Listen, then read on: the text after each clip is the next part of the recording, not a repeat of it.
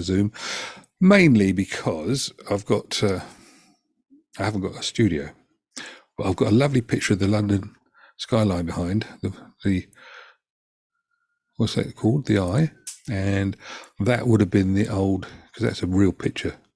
So that would have been the old town hall builds for the GLC, way back in the 60s and 70s, and yeah, that's what it looks like now. Very pretty.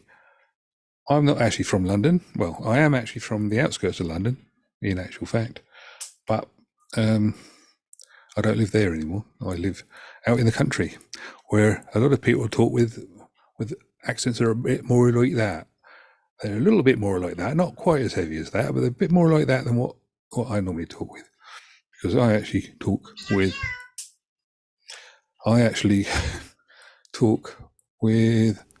a northwest London accent, which some people might know as being Wembley area. It's where I was brought up, dragged up kicking and screaming back in the 60s. It was all good fun in those days. It's not quite the same around there now as it used to be. It's been redeveloped and things have been knocked down and new stuff put up, so I wouldn't recognise it nowadays particularly.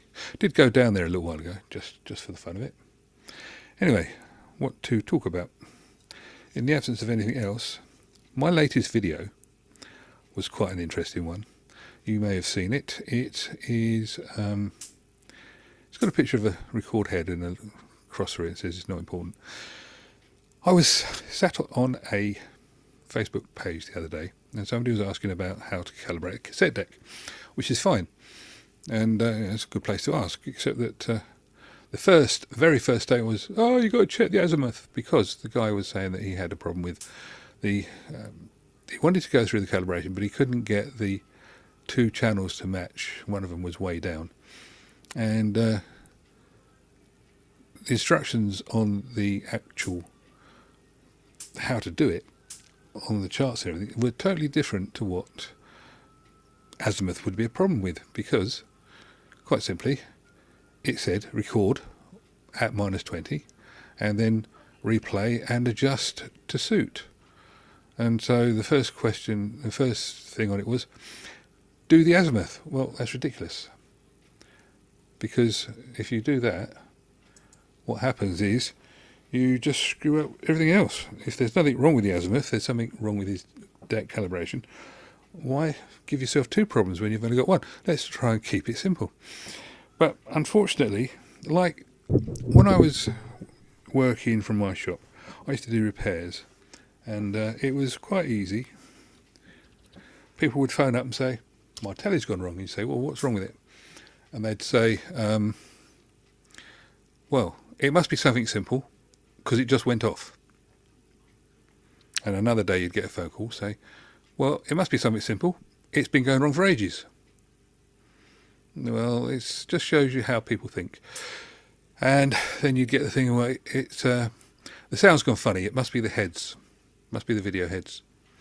Or the sound's gone funny, it can't be the heads.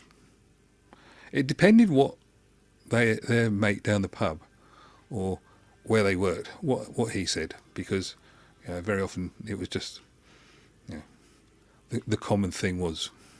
So it was always a bit of a hard job, actually, trying to get people to understand that what you needed to do was look at the fault.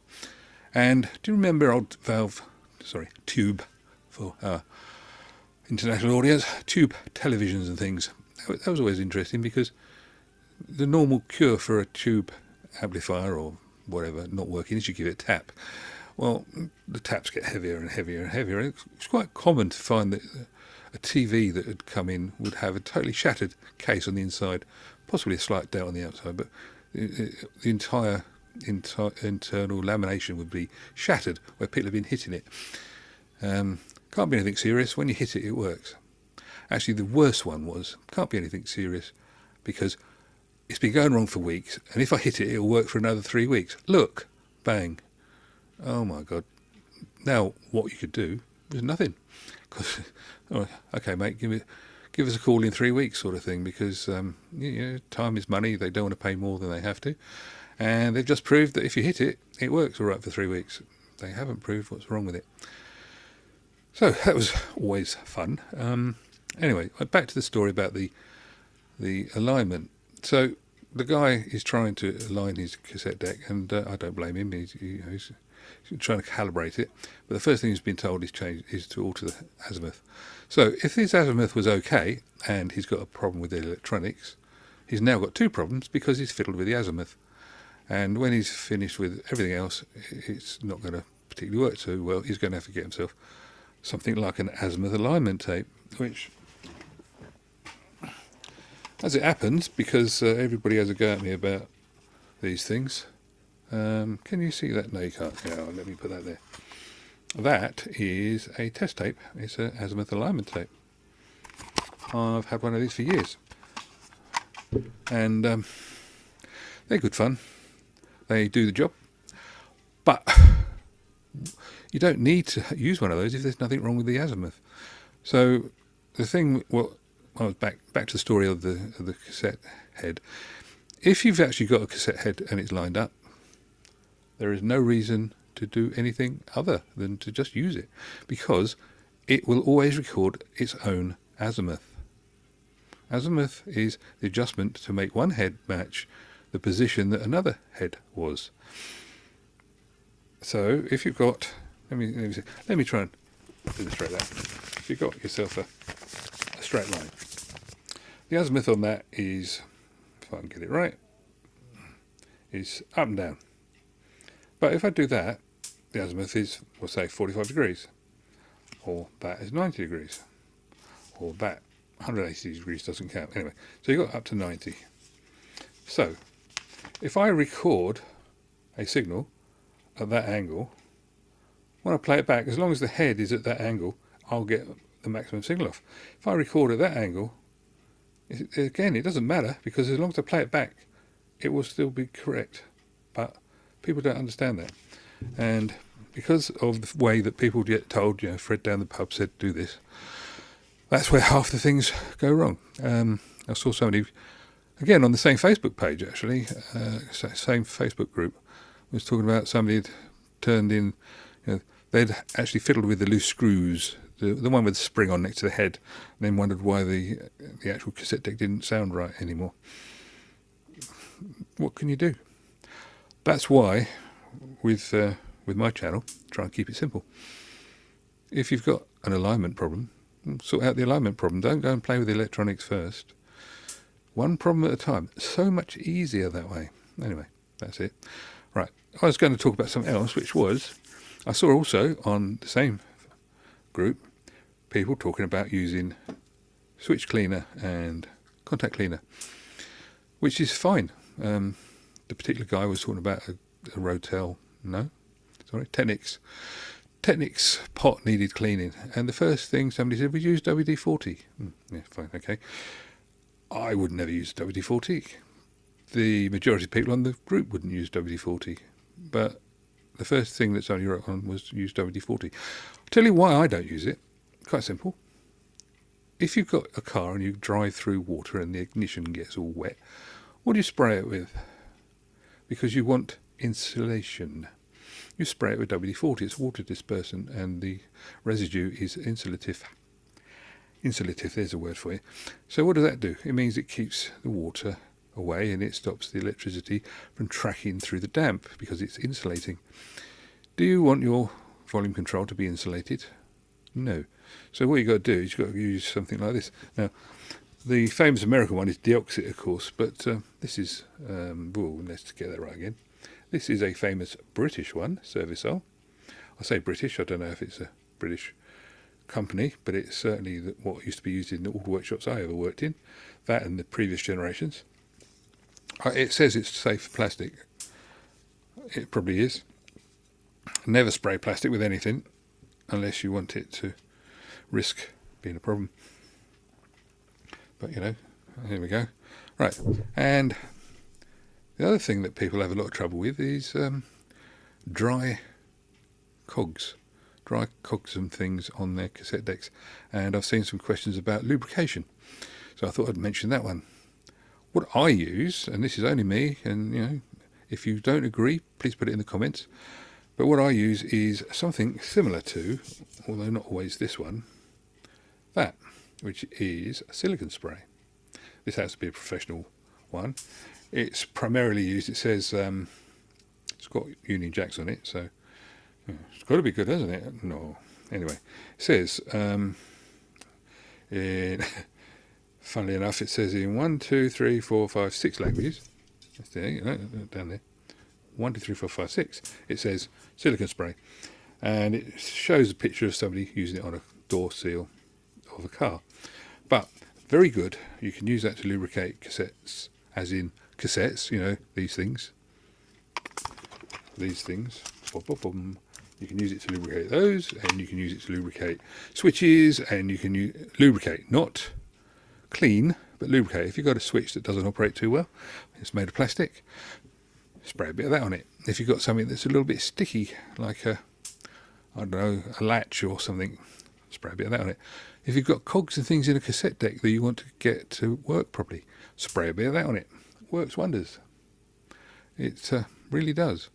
Anyway, that's what I use, and so I thought I'd mention it. Bang. Sorry about that. What else was there to mention?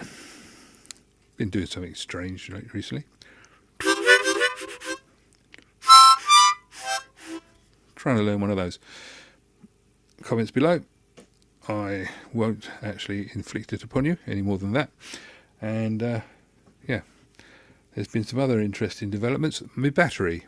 The battery is still deflating. It is almost sucking in on itself. I am going to dispose of it soon, but I thought I'd just mention it as soon as it's there. And the range of tapes that I used in the W1200. So I've been sort of asked a couple of times about that. Why do I use the 1200 for the tapes, and why don't I use a decent deck?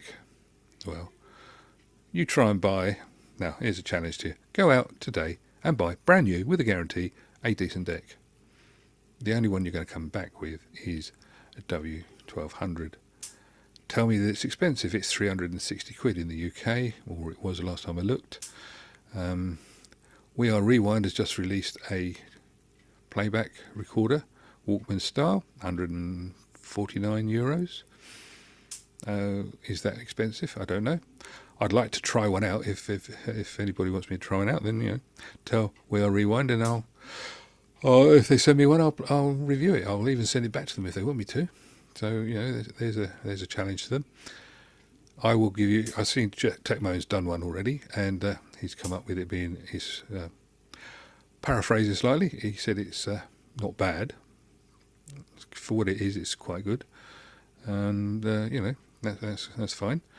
His one had a little bit of a noise, which may or may not have been just that particular one. So that would be interesting to see if it was just his one, because I've seen a review by an owner on, again, the Cassette Facebook group, and the guy was saying how good it sounded. So, you know, maybe Techmo had one that was slightly wrong. We'll never know, because unless I get one, I won't know, and neither will you unless you buy one. So that was that. I've got a couple of interesting pieces of kit that I'm going to go through at some point. One of which is a Walkman, a Hitachi Walkman, which I did have here for the purposes of showing off, but it's not here now. I don't know, how do props walk when you're not near them? Anyway, that's a different story. And what else was there? There was something else I was interested in. Oh yes, all the BASFs. Very good tapes. They work very well in the W1200. Do not believe it when people say that you can't use them in a Japanese deck. As far as I'm concerned, although it's made in China, the teac W1200 is a Japanese deck, because teac's Japanese. The other tapes that I've used in there have all come out with reasonable results. I think you'll agree that actually when I've finished a review, at least you know that something's happened, and you can tell between one and the other. That is actually a point I'd like to make.